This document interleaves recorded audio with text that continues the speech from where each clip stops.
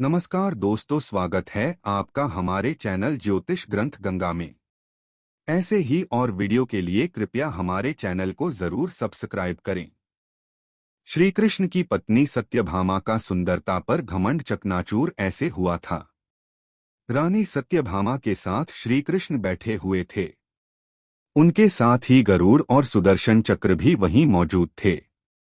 बात करते करते ही सत्यभामा श्री कृष्ण से पूछ बैठी, आपने त्रेतायुग में राम का अवतार लिया था, तब आपकी पत्नी सीता थी।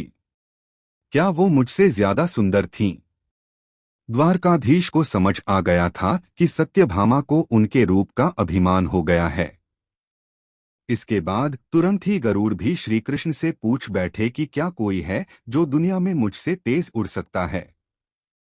सभी के सवालों को देखते हुए सुदर्शन चक्र भी पूछ बैठे, हे प्रभु, क्या मुझसे कोई ज्यादा शक्तिशाली है? मैंने आपको बड़े बड़े युद्धों में विजय दिलवाई है। सभी के सवालों के तीरों को देखकर श्री कृष्ण को समझ आ गया था कि उनके तीनों भक्तों को बहुत ज्यादा अहंकार हो गया है। इससे वो मन ही मन मुस्कुरा दिए। श्री कृष्ण ने इन सभी का अहंकार खत्म करने का सोचा। इस पर उन्होंने गरुड़ से कहा, हे गरुड़, तुम हनुमान के पास जाओ। उससे कहना कि भगवान राम और माता सीता उनका इंतजार कर रहे हैं। गरुड़ ने श्री कृष्ण की बात मानी और चले गए। फिर श्री कृष्ण ने सत्यभामा से कहा, हे देवी, आप सीता की तरह तैयार हो जाएं। वहीं द्वारकाधीश ने स्वयं राम का रूप धारण कर लिया। फिर श्री कृष्ण ने सुदर्शन चक्र को भी आज्ञा दी और कहा कि तुम महल के मुख्य द्वार पर पहरा दो। ध्यान रहे कि मेरी आज्ञा के बिना महल में कोई न आ पाए। सुदर्शन चक्र भी मुख्य द्वार पर तैनात हो गए। गरुड़ भी हनुमान के पास पहुंच गए और उनसे कहा कि हे वानर श्रेष्ठ, भगवान राम और माता सीता द्वारका में आपकी प्रतीक्षा कर रहे हैं। आप शीघ्र ही मेरे साथ चलें।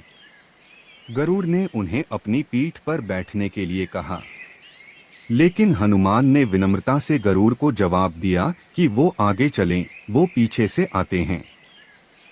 इस बात पर गरुड़ ने सोचा कि ये बूढ़ा वानर पता नहीं कब तक द्वारका पहुंचेगा। हनुमान की बात सुनकर गरुड़ शीघ्रता से द्वारका की ओर उड़ पड़े।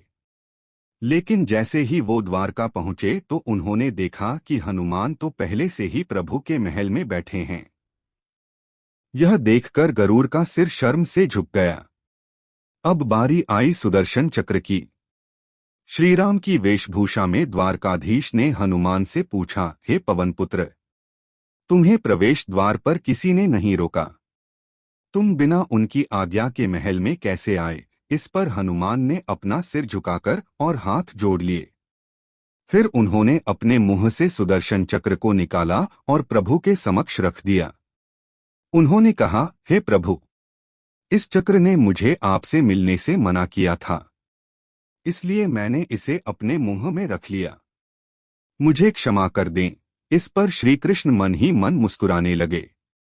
फिर हनुमान ने श्री राम के सामने हाथ जोड़े और उनसे पूछा कि प्रभु, आपने माता सीता के स्थान पर किस दासी को बैठा दिया है? आपने इन्हें इतना सम्मान क्यों दिया कि वो माता सीता के सिंहासन पर विराजित हैं? अपनी सुंदरता के अहंकार में डूबी हुई सत्यभामा का अहंकार पल भर में चूर हो गया। सिर्फ रानी सत्यभामा का ही नहीं बल्कि सुदर्शन चक्र व गरुड़ का भी घमंड टूट गया। उन सभी को श्री कृष्ण की लीला समझ आ गई। वे सभी भगवान के चरणों में झुक गए। हमारे चैनल के साथ जुड़कर जीवन को ज्योतिर्मय बनाने, जीवन शैली को बेहतर करने और हिंदू और सनातन धर्म के बारे में समाज में जागरूकता फैलाने के लिए हमारे वीडियो को लाइक करें, ज़्यादा से ज़्यादा लोगों तक शेयर करें और हमारे चैनल को सब्सक्राइब करें।